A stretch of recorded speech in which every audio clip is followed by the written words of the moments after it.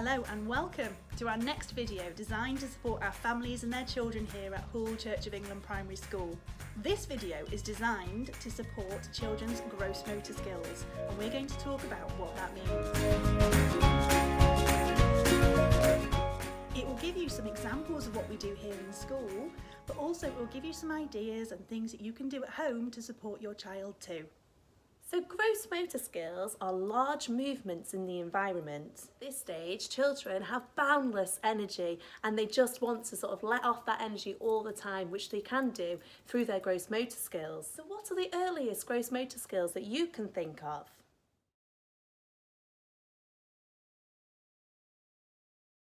Many people may say it is the first time that a baby grasps your finger, but actually these gross motor skills begin with involuntary kicks even before they are born.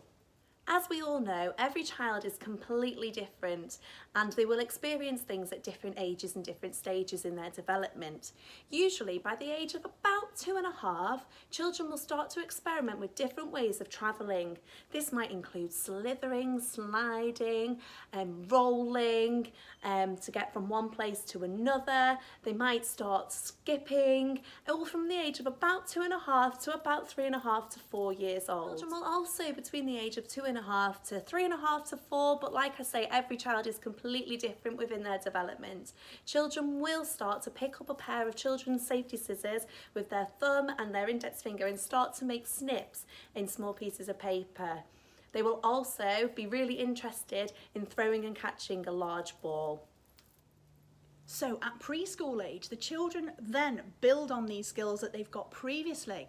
So it's really exciting. They get much better with their spatial awareness. They're running around playing chasing games, negotiating that space that little bit better. And also they're developing their control over things that they hold in their hands. So they might be patting balls, they might be throwing balls, they might be climbing under, on top of and through equipment. This is such an exciting stage in their development.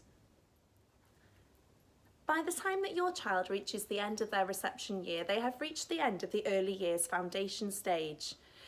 At the end of the early years foundation stage, your child's class teacher will assess whether your child has met the early learning goal.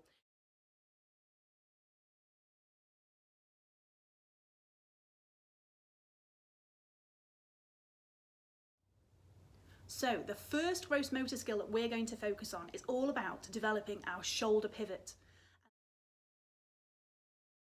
So when children are developing their shoulder pivot, you will often see they have a really stiff wrist and also elbow when they're moving, and lots of the movement will come just from their shoulder joint. So this is where children need to use large movements like brushing powder paint and water on the floor to mix colours, digging in sand, swing painting and washing outdoor blackboards with large brushes. Proprioception and balance is also developed with the children here at Hoole being given lots of opportunities to make large whole body movements while standing still and moving too. We also like to mark make outside, upside down, developing that shoulder pivot in lots of fun and different ways. You can encourage your little ones at home to put on and take off their own jumper, try digging with really large spades in the garden and even climbing play equipment like the monkey bars. Now we're going to move on from the shoulder pivot down onto the elbow pivot. This is where your child will start to develop the movement from their elbow. Often during this time, your child may do sort of soaring actions because some of the strength is still coming from the shoulder. The second stage of the elbow pivot is when the child begins to make semicircular movements and they will move their arm like this. During this period, your child will probably still hold a pen or pencil with a full palm grip. Here at Hoole Primary School, we encourage the children in all sorts of ways. For example, playing parachute games or ribbon twirling, throwing and catching, and even racing cars through icing sugar, making a figure of 8 pattern. You can encourage your child at home to develop their elbow pivot by sawing some wood, pull up their body on ropes or even on a climbing wall. So now we're moving down from our elbow pivot to our wrist pivot. And this is where the children's grip moves from a palm grip, where they're holding it with their whole hand, down to a digital pronate grip, which is where they control the end of the pencil with their first finger. There is an area in our classroom that we call the Fiddly Fingers station, which has a different activity out every day, from things like threading Cheerios against the egg timer to painting on really long, thin strips of paper, or even just splatter painting. You can encourage your child to develop their wrist pivot by dabbing and printing with a sponge, playing fishing games, or even playing musical instruments like bells, drums, or a xylophone. The next stage that we're going to talk about is bilateral coordination. Now, this is such an important stage because it means that we can control both sides of our body at the same time. A simple example of this is when your child needs to hold paper with one hand and cut using scissors with the other. Dough disco is something that we do on a daily basis to help develop this skill, which you can also join in with on our separate video to show you how much fun we have.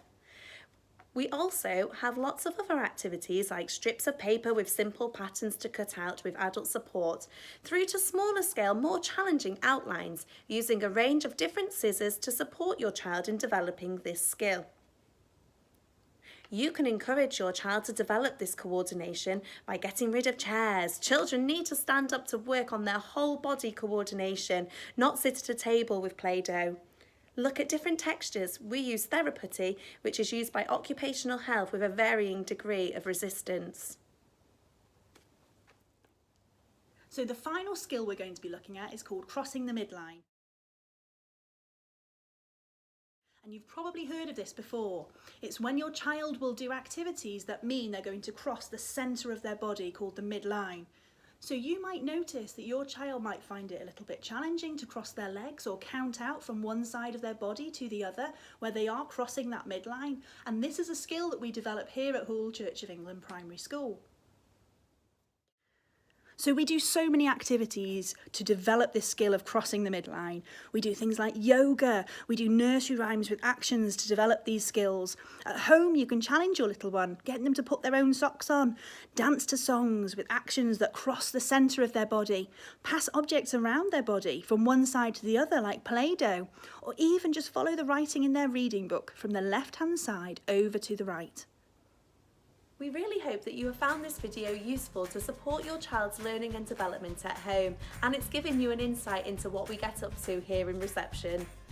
If you have any questions about any of the material that you have seen on our video, please do not hesitate to get in touch. Speak to your child's class teacher, or you can email the school office at admin@hooleceprimary.cheshire.sch.uk. And thank you for watching.